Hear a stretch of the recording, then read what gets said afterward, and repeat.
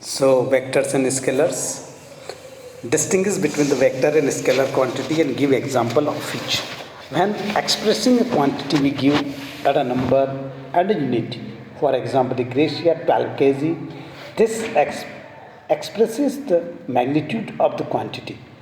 Okay जब हम बात करते हैं कोई किसी चीज़ का वजन 12 किलो है, मीन्स 12 kg है, किसी का वेट ऑब्जेक्ट का वेट 12 kg है, इसका 12 kg is the magnitude of that object.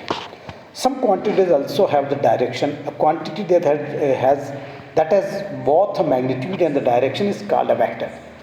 On the other hand, a quantity that has only a magnitude is called a scalar quantity.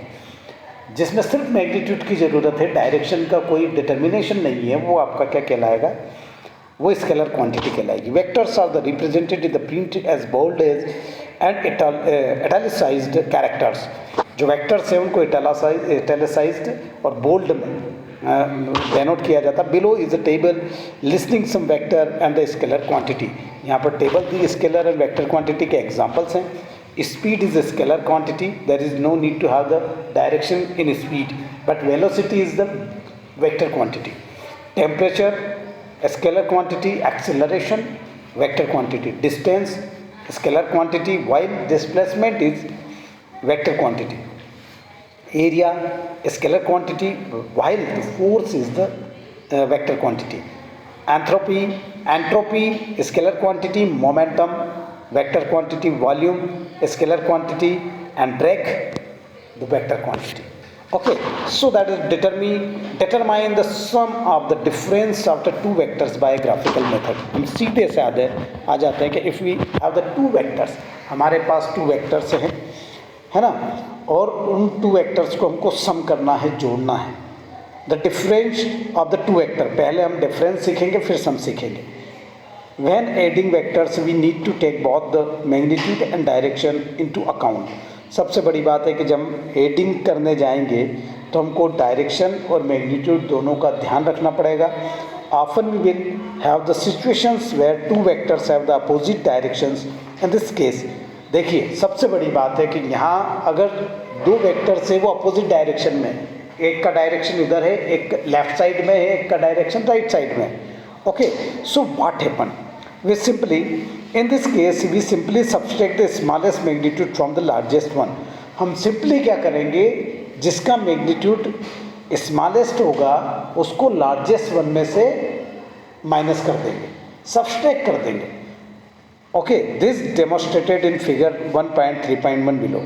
यहाँ देखिए 2n and 4n. देखिए यहाँ पर 2n जो है लेफ्ट हैंड साइड में है वेक्टर, है ना, जिस वेक्टर का डायरेक्शन लेफ्ट हैंड साइड में है, जिसका मैग्नीट्यूड 2n है, और एक जो है वेक्टर उसका डायरेक्शन राइट हैंड साइड में है और उसका जो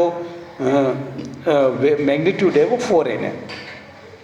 सो रिजल्टेंट वेक्टर क्या हुआ, resultant vector is that 4n minus 2n equal to 2n. So नीचे जो है रिजल्टेंट फोर्स जो दिया है वो 2n दिया है. ये आपको समझ में बहुत अच्छे आ गया होगा कि हमको कैसे वेक्टर को माइनस करना है. ठीक है, आ जाते हैं the sum of two vectors. अब दो वेक्टर्स को सम करना. Sometimes we will have the situations where two force are acting in the same directions. In the situations we simply and together the magnitude okay of both vectors.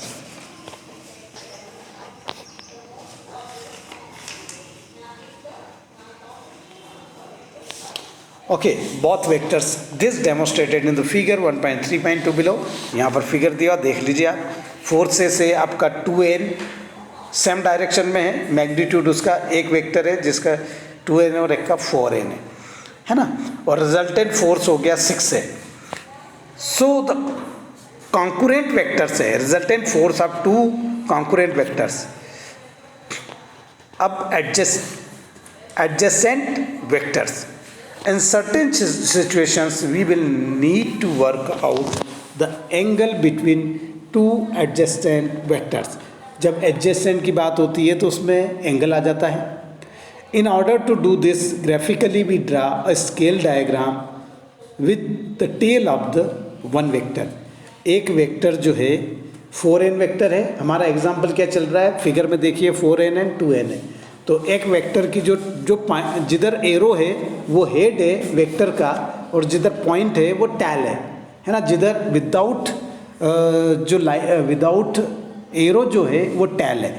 तो हमने क्या किया, 4n और 2n vectors को tell से जोड़ दिया, tell to tell. देख लिया, आप देख लीजिएगा, है ना diagram. In order to do this, graphically we draw a scale diagram with the tail of the one vector at the head of the other. Okay. We then draw a line connecting the other head and tail. अब क्या हुआ, हमने क्या किया, देखिए मैं बताता हूँ आपको ऐसे। ये 4n वेक्टर हो गया आपका, ठीक है, that is the tail and that is ये 4n vector, magnitude of this vector 4n and magnitude of this vector is 2n. Okay, so now we join the line. Okay, that is the resultant vector. Okay, so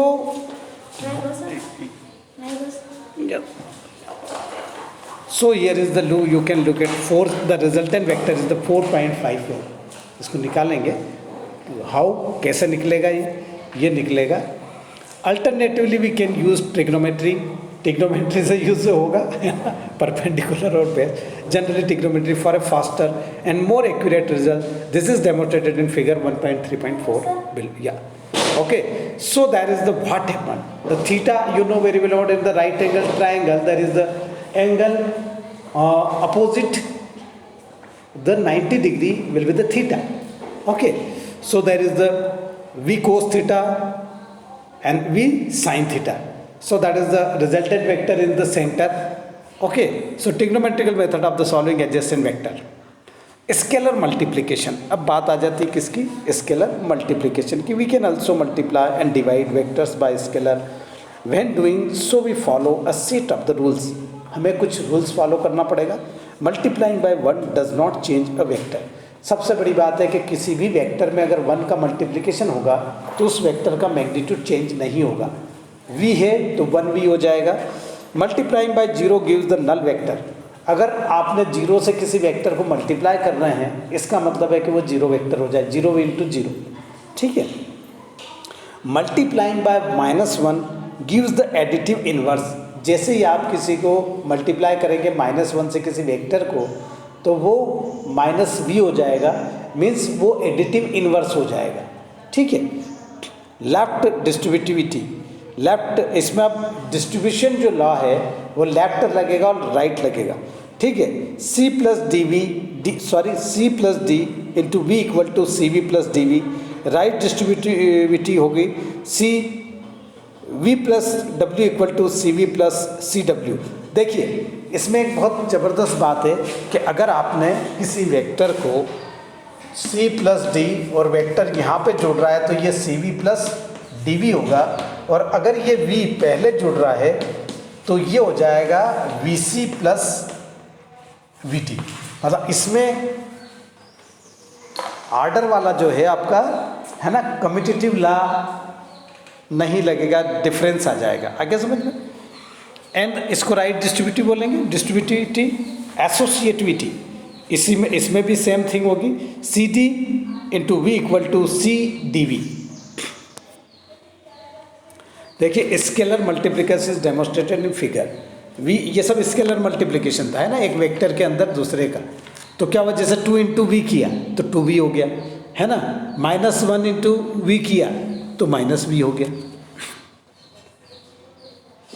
resolve vectors into perpendicular components along chosen access.